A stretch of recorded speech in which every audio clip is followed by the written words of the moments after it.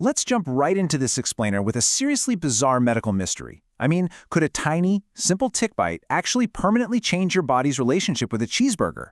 It sounds like total science fiction, I know, but this is a very real, growing phenomenon. Today, we're diving into how the bite of the Lone Star tick can literally rewire your immune system to aggressively reject mammalian meat.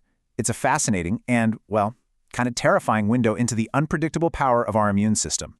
So, welcome to our visual breakdown, where we're demystifying anaphylaxis. We're going to trace those invisible, microscopic triggers that cascade into massive, life-threatening medical emergencies.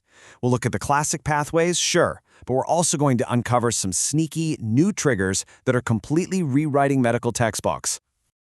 We've got a clear clinical roadmap for today's explainer. First, mechanisms, IgE and beyond. Second, alpha-gal and novel triggers. Third, key clinical presentations. Fourth, diagnostics and differential diagnosis. And finally, number 5, emergency treatment and prevention. Let's get to it.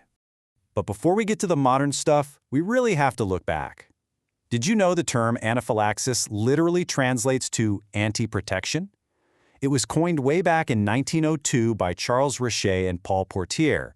They were actually trying to immunize dogs against sea anemone toxin, kind of like how they were developing smallpox vaccines. But they accidentally discovered that giving these tiny, repeated doses didn't protect the dogs at all. Instead, it caused immediate death upon re-exposure. Basically, the immune system mounted an overwhelming, fatal response instead of a defensive one. This accidental discovery was so huge it won a Nobel Prize, and it built the entire foundation for how we understand hypersensitivity today. All right, Section 1. Mechanisms, IgE and beyond. Let's zoom in on the microscopic false alarm that causes this whole explosive reaction. At the very heart of anaphylaxis is something called mast cell degranulation. I want you to imagine your mast cells and basophils as millions of microscopic landmines scattered all throughout your tissues, especially in your skin, lungs, and gut. When they get tripped, they don't just gently leak chemicals. No, they rapidly dump a massive payload of preformed granules. We are talking a flood of histamine, proteases like tryptase, and newly synthesized lipid mediators like prostaglandins. This sudden chemical avalanche drastically increases vascular permeability, contracts your smooth muscles, and tanks your blood pressure. That is what causes those dramatic systemic changes we see in a patient. Now, take a look at the hard line between the two ways these cellular landmines get tripped.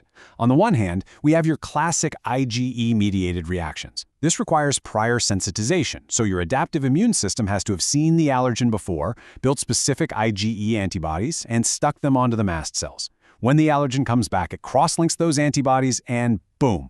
But here is the crazy plot twist: non-IgE-mediated reactions. Certain things like radiocontrast dye, opiates, or specific anesthetic drugs can trigger those mast cells directly on the very first try. They totally bypass the antibodies and hit the cell directly, often through a receptor called MRGPRX2. Clinically, it looks exactly like classic anaphylaxis, but the internal wiring, completely different. Which brings us to Section 2, alpha-gal and novel triggers. This is where we look at the stuff that breaks all the traditional rules. So, back to that weird tick bite I mentioned at the start. Alpha-gal syndrome, or AGS. If you get bitten by the Lone Star tick, which is super common in places like the Carolinas and Tennessee, its saliva can actually sensitize you to a carbohydrate called alpha-gal. Now, alpha-gal is found in non-primate mammals, so cows, pigs, sheep, but it's not in humans. If your body develops anti-alpha-gal IgE antibodies from that bite, eating a simple hamburger can suddenly lead to severe anaphylaxis. And here's the wild part. Unlike a peanut allergy where you react in minutes, AGS is delayed. It usually strikes 3 to 6 hours after you eat the meat. Imagine waking up in the middle of the night in full cardiovascular collapse. It is a stunning, honestly scary example of an environmental trigger perfectly hijacking our immune system. Moving right along to Section 3, key clinical presentations. The crucial thing here is understanding how these cellular explosions actually manifest in the body. Okay, so one of the most immediate signs you'll see is dermographism. It's a type of physical urticaria where just lightly stroking the skin produces this raised red wheal and flare. Cutaneous signs like intensely itchy skin eruptions, hives, and full-body flushing show up in over 90% of anaphylaxis cases. They're usually the very first visible alarm bells that a massive allergic cascade has started. And while hives won't kill you on their own, they are your giant flashing warning sign that a systemic reaction is underway. Because while the skin reacts first, the truly dangerous threats follow right behind it, attacking multiple systems at once. On the respiratory side, we worry about laryngeal edema, basically the airway swelling shut so the patient can't breathe, along with severe bronchospasm in the lungs. Cardiovascularly, that massive dump of histamine dilates the blood vessels, causing blood pressure to just plummet. This leads to tachycardia and eventually vascular collapse. You can also see brutal GI symptoms, like crampy abdominal pain and vomiting. It is literally a multi-system failure happening right before your eyes.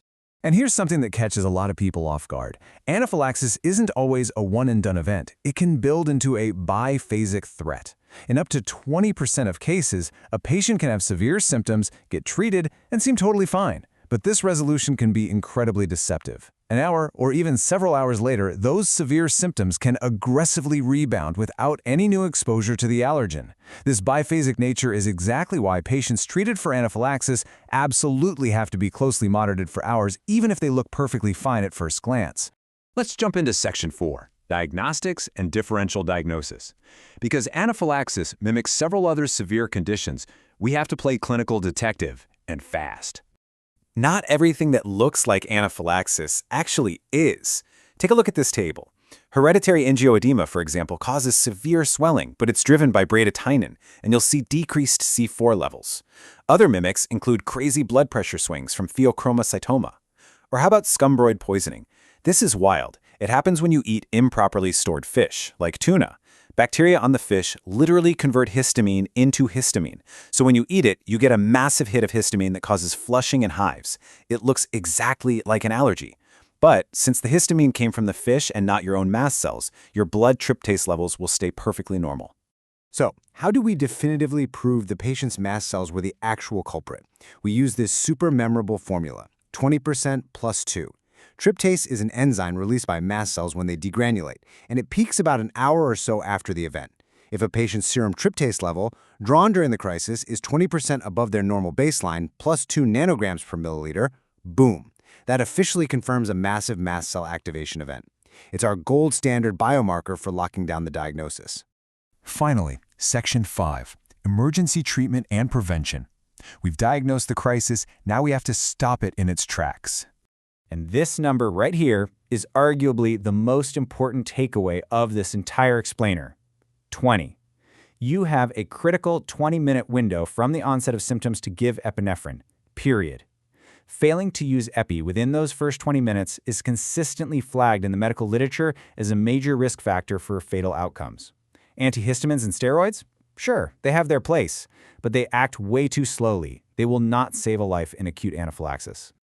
Here's the acute emergency protocol. Epinephrine is the undisputed hero.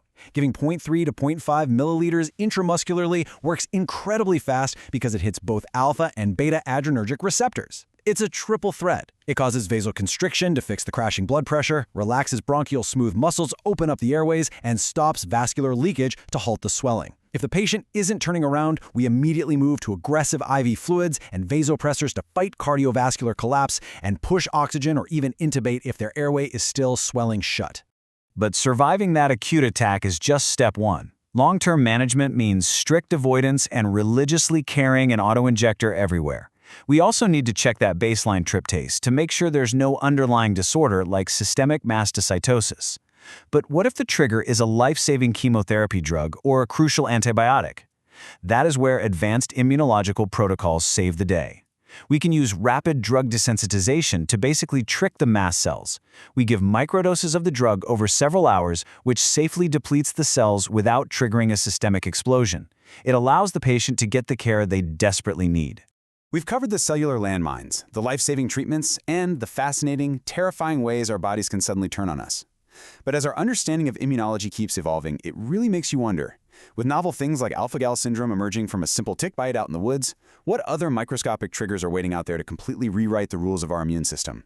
Human biology is never static. It's this ever-adapting dialogue with our environment. Thanks for joining me on this explainer, and I hope it leaves you with a newfound respect for just how incredibly complex your immune system really is.